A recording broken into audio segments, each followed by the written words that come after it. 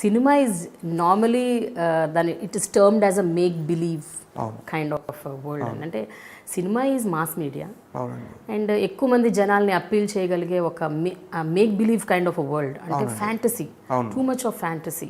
And ఫ్యాంటసీని లక్షింతలు చూపిస్తారు, దాన్ని యాక్సెప్ట్ చేస్తారు కూడా.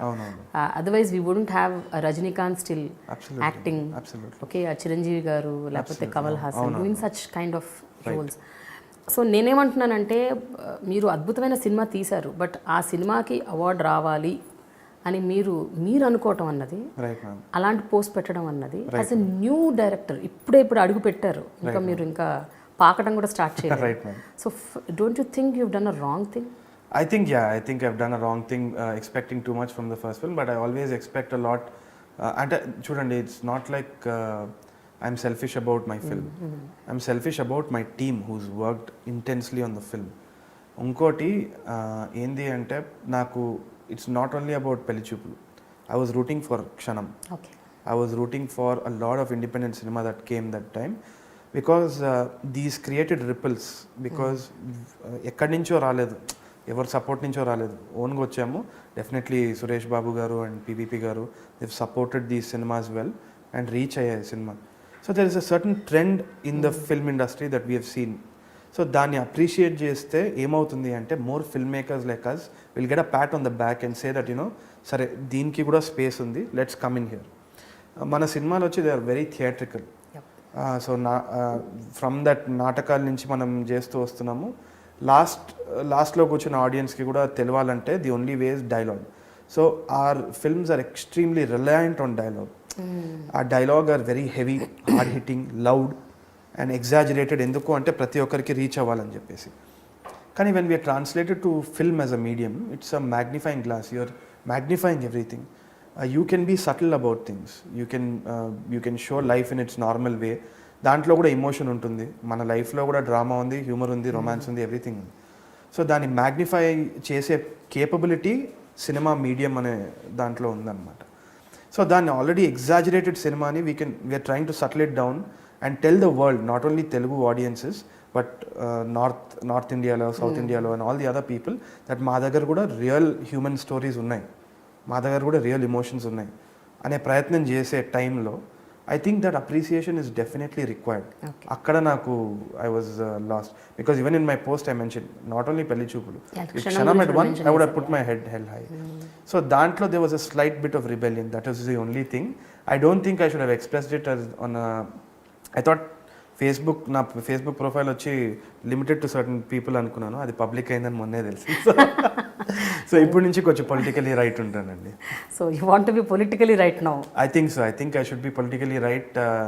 ఎందుకంటే I think it's an industry filled with artist and ఆ ప్రతి ఒక్కరూ they are working hard. We cannot really say that you are doing bad work, I'm the only big top అని చెప్పేసి. అండ్ ఐ ఫీల్ దట్ ప్రతి ఒక్క artist sensitive ఉంటారు నాలాగా మీలాగానే. So I think I should be kind enough to.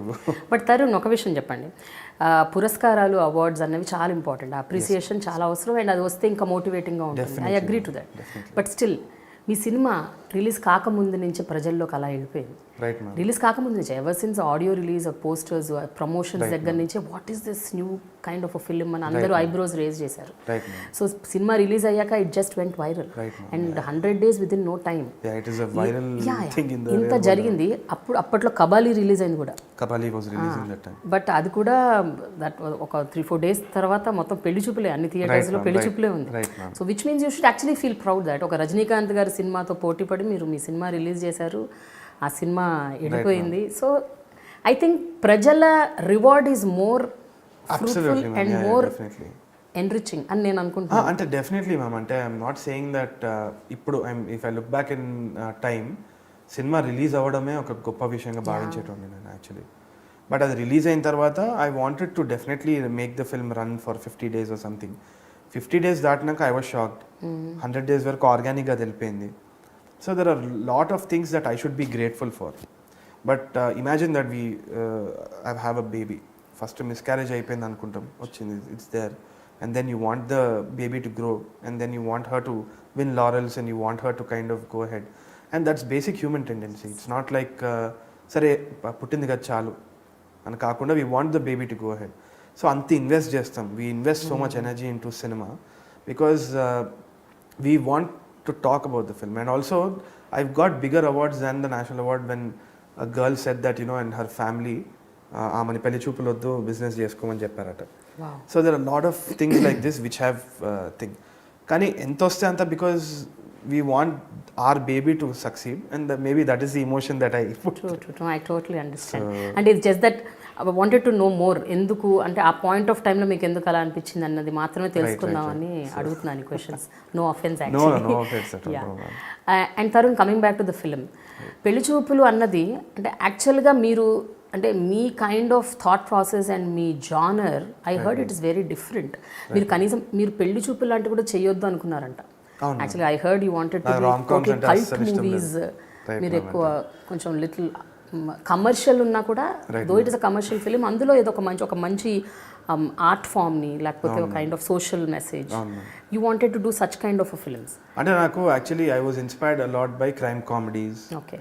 అంటే social message, dark comedies అవన్నీ కూడా. అంటే as a kid that's what I liked a lot. అంటే అది నాకు ఇన్స్పైర్ అయిన మూవీస్ వచ్చి స్నాచ్ అని చెప్పేసి, లాక్ స్టాక్ స్మోకింగ్ బ్యారల్స్ అని చెప్పేసి, Guy Ritchie films. So as a kid I use to grow up watching all these little films. అది ఈవెన్ జిగర్ తండా అని తమిళ్లో వచ్చింది కదండి, ఇట్స్ బ్రిలియంట్ అనమాట. I like all such films.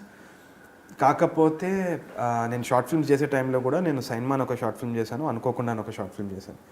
అనుకోకుండా అనే short film it is slightly weaker. అంటే there ఒక Ritu is there, she's a pretty face and she's acted well, and there's music which takes the movie forward.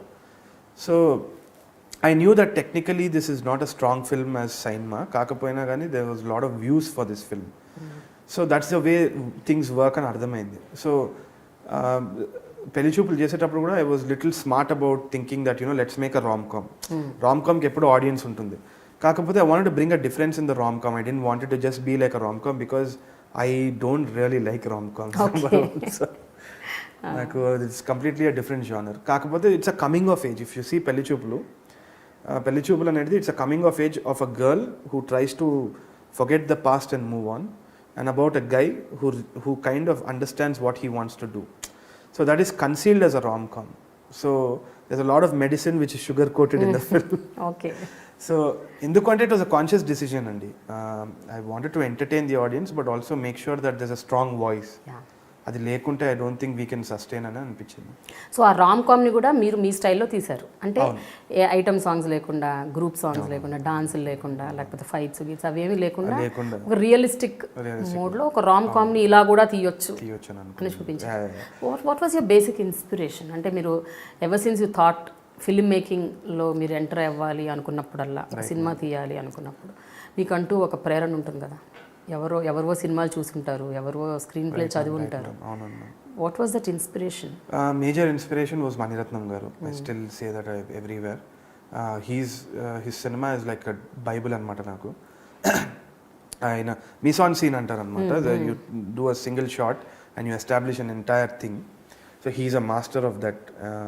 అంటే we can compare him to likes of Martin Scorsese and all these other foreign film makers.